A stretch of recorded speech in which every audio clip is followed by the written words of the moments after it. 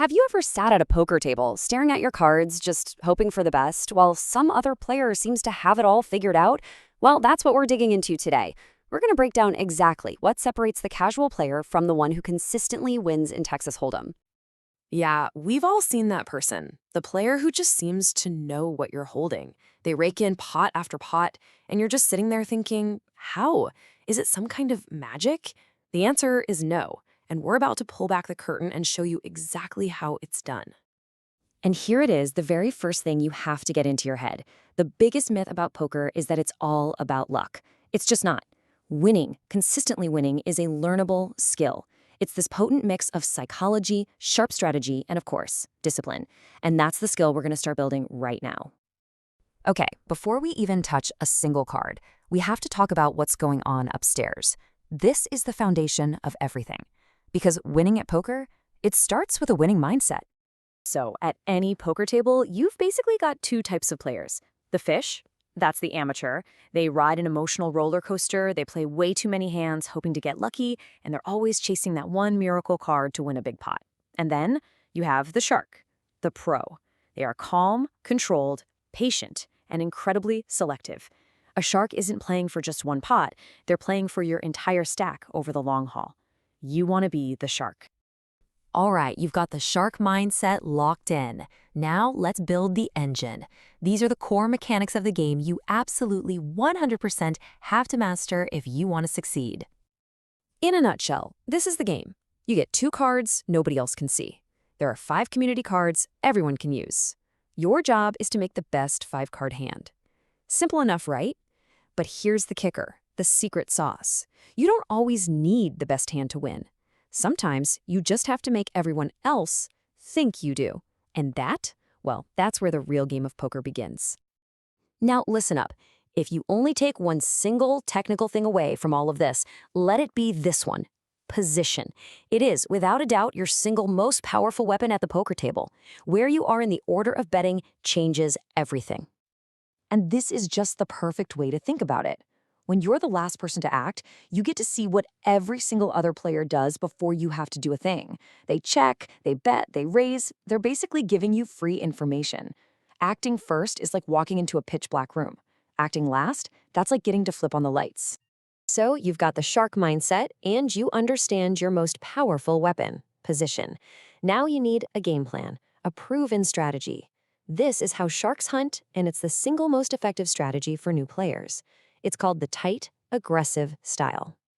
Let's break that down, because it's pretty simple. Tight just means you're selective. You're picky. You're not playing junk hands. You fold most of the time, waiting for a good opportunity.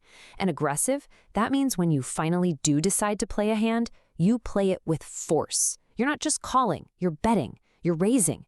You are taking control. So let's just boil this down into a 3-step plan you can use tonight. Step 1, play fewer hands. Just be patient and fold the garbage. Step 2, when you get a hand you like, you play it aggressively. You bet with confidence, you raise, you take charge. And step 3, and this is the golden rule that will save you so much money: when in doubt, just get out, fold. There is zero shame in folding and waiting for a better spot. And that's really the core idea here. Let the other players fight it out over all the small, iffy pots. You wait, you watch. And when you finally decide to enter the battle, you do it with one goal: to win. You're not just participating anymore, you're there to dominate. Okay, now we graduate. Once you've got that basic strategy down, poker stops being a game of cards and it starts being a game of people. And trust me, this is where the real fun begins. So how do you start reading people? You stop obsessing over your own 2 cards and you start watching everyone else like a hawk. How long do they take to act? Do they get chatty when they have a big hand? Or do they clam up? Notice their posture when a card they needed doesn't come. You're not looking for some single magic tell.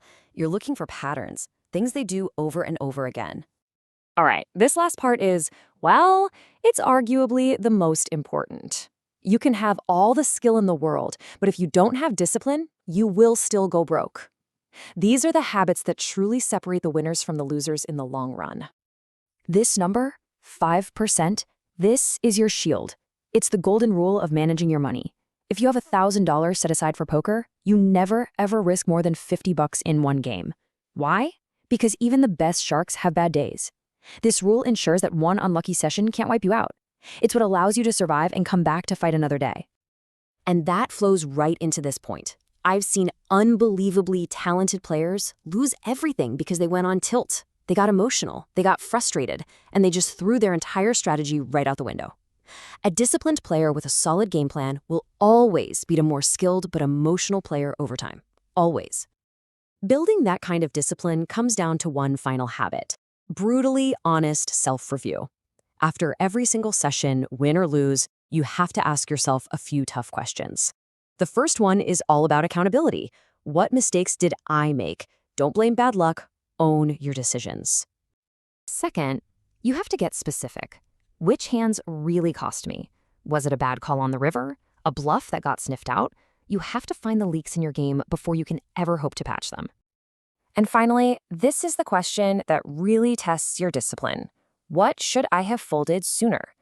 Letting go of a hand you were once excited about is one of the hardest and most profitable things you can learn to do. It's about taking your ego and throwing it out the window. So, what's the big takeaway here? Poker isn't a game of cards, it's a game of decisions. And by mastering your mindset, your strategy, and your discipline, you stop just reacting to the game and you start controlling it. You stop being the fish and you become the shark. And pretty soon, you won't just be playing poker, you'll be dominating it.